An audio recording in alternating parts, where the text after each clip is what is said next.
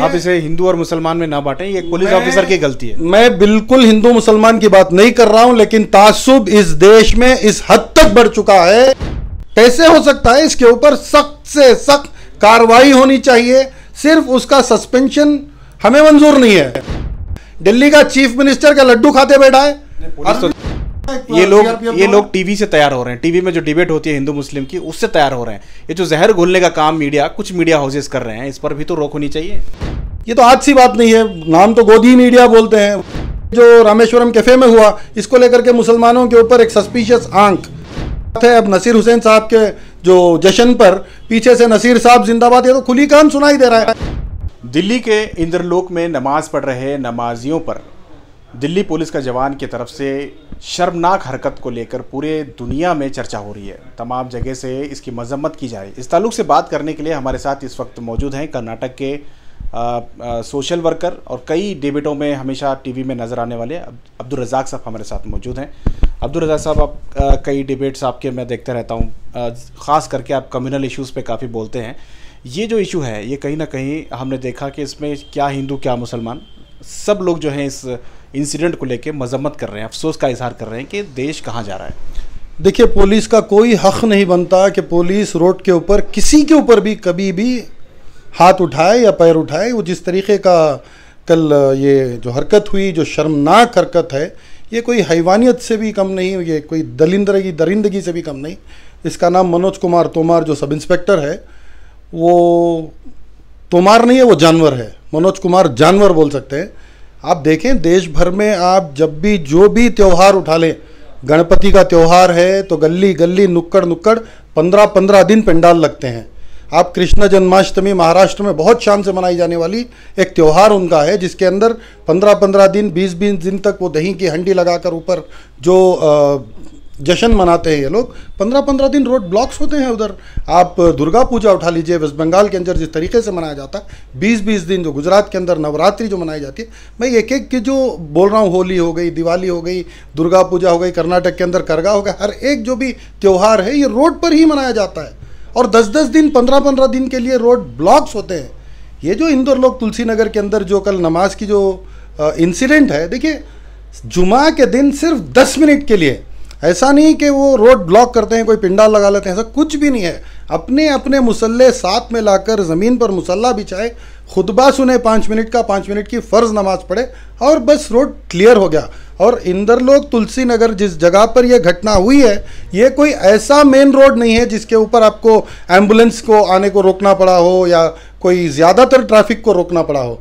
ये मामूली सा रोड है, कोई वैसा हाईवे भी नहीं है, कोई वैसा एकदम मेन रोड भी नहीं है, एक सब रोड है जिसके अंदर है ना। और ये रेगुलर मुसल्ली नहीं है जो आसपास कंपनीज में काम करते हैं। ये लोग जब आते हैं तो 10 मिनट के लिए, ये जो हरकत हुई है ये शर्मनाक हरकत है। लेकिन इसे कम्युनल एंगल नहीं देना चाहिए, क्योंकि ये किसी हिंदू ने कभी रोका नहीं इस मामले को। देखिए, आप इसे हिंदू और मुसलमान में ना बांटें, ये पुलिस ऑफिसर की गलती है। मैं बिल्कुल हिंदू मुसलमान की बात नहीं कर रहा हूं, लेकिन तासुब इस देश में इस हद तक बढ़ चुका है कि आज ये दलिंदर जो दरिंदगी का जो प्रदर्शन इसने किया है, इसकी कोई जरूरत नहीं थी। लॉ एंड ऑर्डर पुलिस का काम क्या है? क्या 144 सेक्शन था? क्या कोई प्रॉब्लम था उधर? क्या रोड को क्लियर करना जरूरी था? कोई वीआईपी मूवमेंट था? फिर क्यों आकर के एक नमाजी के ऊपर वो लात मारेगा? चलिए भाई, नमाजी को हटाना है तो कम से कम आता, एक ऐलान करता, अपने पुलिस जीप से ऐलान करता कि भाई हट जाओ सब लोग, या फिर हाथ से उठाता। तो हरामजादगी की हद बोल सकता हूं मैं। जिस तरीके से इसने लात मारी है, उसको सस्पेंड तो किया गया है। मैं एमके मीना से रब्ता करने की बार बार कोशिश कर रहा हूं। उनका मोबाइल नंबर 9818099045 है। बार बार फोन कर रहा हूं। मेरा एक फोन का जवाब डीसीपी नॉर्थ ईस्ट दिल्ली आज तक नहीं दिया है। कल भी मैंने फोन किया, आज सवेरे भी फोन किया, शाम में भी फोन किया। अगर फोन उठाते तो एफआईआर की मांग मैं बिल्कुल करता। सस्पेंशन काफी नहीं है जिस तरीके से इसने किया है। यही आईजी प्रवीण कुमार है, डीएम दीपक कुमार है। जो कन्वर यात्रा गुजरती है तो हेलीकॉप्टर से ये लोग गुलाब के पंखड़ियां फेंकते हैं, फूल बरसाते हैं। जो कन्वर की यात्रा निकलती है तो नमाजियों को नमाज पढ़ने हक नहीं है इस देश में। कैसे हो सकता है? इसके ऊपर सख्त से सख्त कार्रवाई होनी चाहिए। सिर्फ उसका सस्पेंशन हमें मंजूर नहीं है। जब तक इसके ऊपर एफआईआर नहीं होगा, इसके ऊपर एहतजाज भी होंगे इंशाल्लाह। इंटरनेशनल क्रिटिसिज्म के लिए आज ये एक जगह बना करके दिया। जब मोदी गए थे अबू धाबी तो उनके लिए 500 एकड़ की जगह दिए, जगह देकर उधर एक कृष्णा मंदिर बनाकर मोदी उद्घाटन करके आ रहे हैं। जब मुसलमान अंतर्राष्ट्रीय लेवल पर आप हिंदुओं का इस्तेकबाल कर रहे हैं तो देश में आप मुसलमानों के साथ ये सुलूक करेंगे तो अगली बार मोदी चले जाएं खतर को क्या तरीके का उनका इस्तेकबाल हो जाएगा। याद होगा ना जब नुपुर शर्मा नबी अकरम सल्लल्लाहु अलैहि वसल्लम की शान में गुस्ताखी करी थी तो कुवैत, कतर, यमन, बहरीन पूरे की पूरी गल्फ अपने एम्बेसडर्स को वापस बुला लिए थे। तो मैं आज सवाल कर रहा हूं कि इसके ऊपर एक्शन क्यों नहीं हो रहा। दिल्ली का चीफ मिनिस्टर का लड्डू खाते बैठा है, पुलिस तो दिल्ली के चीफ मिनिस्टर के हाथ में, उसके हाथ में नहीं है। कम से कम एहतजाज तो कर सकता है ना, ट्विटर के ऊपर ट्वीट तो कर सकता है ना कि ये तो एक हैवानियत है। ऐसा नहीं कर सकता कोई पुलिस वाला। खामोश क्यों है भाई? जब माइनपुरी की मस्जिद सामने का हिस्सा जब डिमोलिश हो रहा था उस वक्त पर बेंगलुरु के अंदर केजरीवाल साहब एक हाई टी डिनर में बैठे थे। उस वक्त से हम देखते हुए आ रहे हैं ये डबल स्टैंडर्ड आम आदमी पार्टी का नहीं चलेगा। हो सकते हैं कि इंडिया अलायंस के आप भी पार्टनर हों, लेकिन मुसलमानों के साथ जब नाइंसाफी हो रही है तो आपकी चुप्पी क्यों? आप कम से कम एक ट्वीट तो कर सकते थे कि भाई ये गलत हो रहा है मुसलमानों के साथ। मेरे राज्य के अंदर जिसका मैं चीफ मिनिस्टर हूं, ये चीजों को मैं बर्दाश्त बिल्कुल नहीं करूंगा। बोल तो सकते थे। किसको खुश करने की कोशिश कर रहे हैं? ये सरासर मुसलमानों के साथ हुई नाइंसाफी है। खामोश नहीं बैठेंगे। उसका सस्पेंशन तो हुआ है, सस्पेंड हुआ है, लेकिन सस्पेंड नहीं, वो सर्विस से डिसमिस होना चाहिए और उसके ऊपर एफआईआर होकर कानूनी कार्रवाई होना चाहिए। अब सवाल यह है कि सिर्फ मनोज तोमर अकेला नहीं है, ऐसी सोच रखने वाले हजारों लोग हैं। हाँ हैं, ट्रेन के और अंदर ये लोग टीवी से तैयार हो रहे हैं। टीवी में जो डिबेट होती है हिंदू मुस्लिम की, उससे तैयार हो रहे हैं। ये जो जहर घोलने का काम कुछ मीडिया हाउसेस कर रहे हैं, इस पर भी तो रोक होनी चाहिए। कोई जब सवाल करता है तो उसका जवाब देना लाजिम होता है। मैं जब भी टीवी डिबेट पर आता हूं, मैं अपनी मंशा से मेरे दिल में आई कोई मंधड़क बात मैं बिल्कुल नहीं करता। मैं मेरे सियासी रुकन जितने भी कर्नाटक में हैं सबके साथ मेरा करीबी राब्ता है। मैं उनसे भी राब्ता कर लेता हूं और जो उलमा इकराम है, ख़ास करके रियासत के बड़े बड़े उलमा इकराम है, उनसे मेरा करीबी राब्ता है। जमियत उलमा हिंद से मेरा राब्ता है। मैं आप पर इल्ज़ाम नहीं लगा रहा हूं, लेकिन मैं ये बोल रहा हूं कि मीडिया हाउसेस सिर्फ हिंदू मुस्लिम से डिबेट करने लगेंगे तो फिर ये तो जहर फैलेगा ही। ये तो आज सी बात नहीं है। नाम तो गोदी मीडिया बोलते हैं। जो भी है बीजेपी की हिमायत में बात करेंगे। देखिए जो सीआरपीएफ का कांस्टेबल 3 मुसलमानों की हत्या कर दिया अपनी गन से, उसके सीनियर को भी मार दिया, अब उसके ऊपर तो कोई बात नहीं कर रहा। वैसे देखे तो पार्लियामेंट के अंदर बॉम्ब रखने वाले कोई और हैं। आज ये जो रामेश्वरम कैफे में हुआ, इसको लेकर के मुसलमानों के ऊपर एक सस्पिशियस आंख। मैं ये कह रहा हूं कि हर एंगल से इन्वेस्टिगेशन हो। छोटी सी बात है, अब नसीर हुसैन साहब के जो जश्न पर पीछे से नसीर साहब जिंदाबाद, ये तो खुली कान सुनाई दे रहा है नासिर हुसैन साहब का।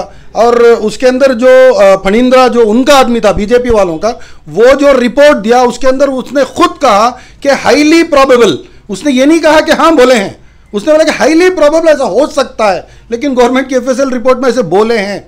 मैं नहीं मान सकता ना इन सब बातों को। मैं ये कहना चाह रहा हूं कि कौन बेखौफ पागल होगा जो पाकिस्तान का नारा लगाएगा उधर। एक एमपी बने भाई, हमारे आदमी बने, खुशी की बात है भाई, जिंदाबाद जिंदाबाद। तो क्या वजह हो सकती है इसके पीछे? किसका हाथ हो सकता है? देखिए उस दिन बीजेपी का एक एमएलए बीजेपी के खिलाफ वोट कर दिया, एसटी सोमशेखर, और बीजेपी का एक एमएलए एब्सटेन हो गया, वोट नहीं किया। और बीजेपी की एक उम्मीद थी कि जनार्दन रेड्डी बीजेपी को वोट करेंगे, लेकिन जनार्दन रेड्डी कांग्रेस को वोट कर दिया। यहां पर बीजेपी की एक फेस शेमिंग हो गई, जिसकी वजह से पूरे देश भर में बात हो सकती है, क्योंकि ये लोकल इलेक्शन नहीं है, सेंट्रल इलेक्शन है। राज्यसभा एमपी उस दिन इलेक्ट हुए थे, तो दिल्ली सेंट्रल में भी पूरे नेशनल न्यूज़ में भी ये बात आ रही थी कि बीजेपी के ऊपर ऐसे हो गया कि बीजेपी का एक एमएलए क्रॉस वोटिंग कर दिया। तो ये बीजेपी को शेम बोलने के वक्त पर ये चीज़ को उठा करके डाल दिया कि भाई ऐसा है। तो जो एक परसेप्शन अब बना देते हैं। आप सुनिए, हजार ऐसे ऑडियोज वीडियोज शॉर्ट क्लिप्स आते हैं वीडियोज के ऊपर, आप सुनकर देखिए। एआई के जरिए तो एडिटिंग भी की जा सकती है। 100%। लता मंगेशकर का देहांत हुए तकरीबन 1 साल होने को आया, फरवरी में लास्ट ईयर उनका देहांत हुआ था, लेकिन राम मंदिर के उद्घाटन पर उन्होंने गाना गाया। आर्टिफिशियल इंटेलिजेंस से उनका एक गाना राम आएंगे बोल के गाना यूट्यूब पर है। तो वो गाना क्या लता मंगेशकर पहले ही गा चुकी थी क्या? नहीं, आर्टिफिशियल इंटेलिजेंस से उन्हीं की आवाज़ में गाना निकाला गया है। ये भी हो सकता है, लेकिन सब में बड़ी बात यह है कि एफएसएल ने कहा कि ये डॉक्टर्ड वीडियो नहीं है, ये वीडियो सच है। लेकिन जो बोला गया है उसको सुनने में सही तरीके से अगर से सुनेंगे तो वो नसीर साहब जिंदाबाद ही है। इसमें कोई पाकिस्तान का नारा नहीं लगा। लेकिन इससे बड़ी बदनामी हुई, कहीं ना कहीं से मुसलमानों के साथ जोड़ा गया। अभी तक नासिर हुसैन साहब की वोटिंग नहीं हुई है। देखिए 100% उनकी ओथ होगी, क्योंकि वो जिम्मेदार नहीं है। अगर ऐसा है तो साध्वी प्रज्ञा ठाकुर के ऊपर यूएपीए एक्ट था, नेशनल सिक्योरिटी एक्ट था, फिर भी उसको पार्लियामेंट्री ओथ लेने के लिए मौका दिया गया। जब प्रताप सिम्हा पास देकर के लोगों को अंदर भेजा तो वो लोग जाकर के येलो बॉम्ब डिफ्यूज किए पार्लियामेंट के अंदर, तो प्रताप सिम्हा का रेजिग्नेशन किसी ने नहीं मांगा। आज नसीर हुसैन साहब के ऊपर आप बात कर रहे हैं तो वो थोड़ी ना बोले कि भाई तुम ये बोलो। वो अपनी खुशी में, अपने जश्न में खुश थे। जब मीडिया वाले इनसे ये सवाल किए तो वो गुस्से का जो इजहार किए वो देश प्रेम, देशभक्ति है कि भाई मेरे जश्न में ऐसी बेहुदा हरकत कौन कर सकता है। किसी ने नहीं किया, निकालो सूरत इधर से। वो उनका कहना था मीडिया को। मीडिया से उनकी कोई दुश्मनी नहीं है।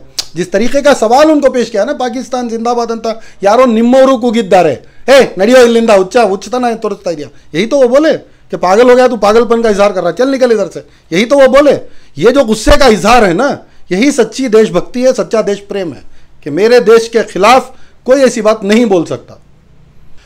देखिए तासुब तो बड़ा है, तासुब तो इस देश में बिल्कुल बड़ा है। हर डिपार्टमेंट के अंदर आज आप तासुब देख सकते हैं। मतलब इसका जिम्मेदार आप मीडिया को भी ठहरा सकते हैं। जिस तरीके के डिबेट्स होते हैं, जिस तरीके की बातें होती हैं, आजकल मीडिया का काम क्या है कि एक तरफा बात कर रहे हैं।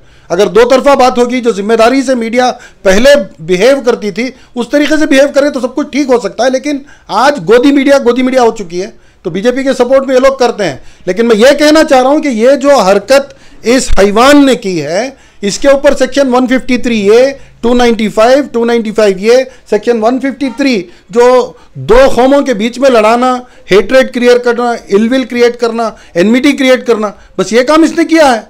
अब आपने देखा कि रेलवे के अंदर सीआरपीएफ जवान ने भी एक हरकत की थी, आज उसको कौन याद रखा है। एकदम वो भी हैवानियत की एक हरकत थी, खामोश बैठे मुसलमानों पर गोली चला देना। उस तरीके से खामोश रहे एक नमाज पढ़ने वाले मुसलमान के ऊपर कोई लात मार दे और भाई पूरा देश का देश खामोश बैठा रहे। मैं तो आज सबसे सवाल कर रहा हूं कि इसके ऊपर हम खामोश बिल्कुल नहीं बैठेंगे। जैसे इंटरनेशनल क्रिटिसिज्म होगी उसके ऊपर कोई ना कोई एक्शन होगा, लेकिन मैं ये कह रहा हूं पहले एक्शन लेना। केजरीवाल जी जुबान खोलें अपनी, हर कोई इंडिया अलायंस का हर एक आदमी बोले। भाई ये मुख्तार अब्बास नकवी ने तो एक लिप सर्विस बोलते हैं ना, वैसा एक बात बोल दिए कि भाई देखिए एक आदमी की हरकत से पूरे देश का नाम नहीं बदनाम हो सकता। बिल्कुल देश, ये जो लोग बोलते हैं सबका साथ, सबका विकास, सबका बकवास, पता नहीं क्या बकवास है। यहाँ किसी का साथ नहीं है, किसी का विश्वास नहीं है। आप चाहते क्या, किस तरह की कार्रवाई होनी चाहिए? सेक्शन 153A 295 ये उसके ऊपर लगा जाए। उसको सस्पेंड जो किए हैं वो सस्पेंड नहीं, उसको टर्मिनेट करें, सर्विसेज से टर्मिनेट करें। इस तरीके के वायरस रखने वाले, ऐसी मनस्थिति वाले, मतलब ऐसे जो सोच विचार रखते हैं, ऐसे लोगों को सिस्टम से निकालेंगे तो तब जाकर के देश आबाद होगा ना। तब जाकर के सबका साथ, सबका विकास, सबका विश्वास हो सकता है। अब यहाँ ना साथ है, ना विकास है, ना विश्वास है, ये बकवास है। कोई एक्शन ले ना बीजेपी। अमित शाह के नीचे आती है पुलिस सर्विस दिल्ली की, एक्शन ले अमित शाह। तो इसके ऊपर हमारी मांग है कि 100% इसके ऊपर एक FIR होनी चाहिए, इसके ऊपर सख्त से सख्त कार्रवाई होनी चाहिए। बहुत बहुत शुक्रिया। ये थे अब्दुल रज़ाक साहब जो हमेशा बेबाक होकर अपनी बात रखते हैं। आज भी उन्होंने बेबाकी के साथ अपनी बात रखी। उनका कहना है कि इस तरह के जहर फैलाने वाले लोगों पर कार्रवाई होनी चाहिए। कैमरा पर्सन समीर के साथ शाहिद काजी, बेंगलुरु।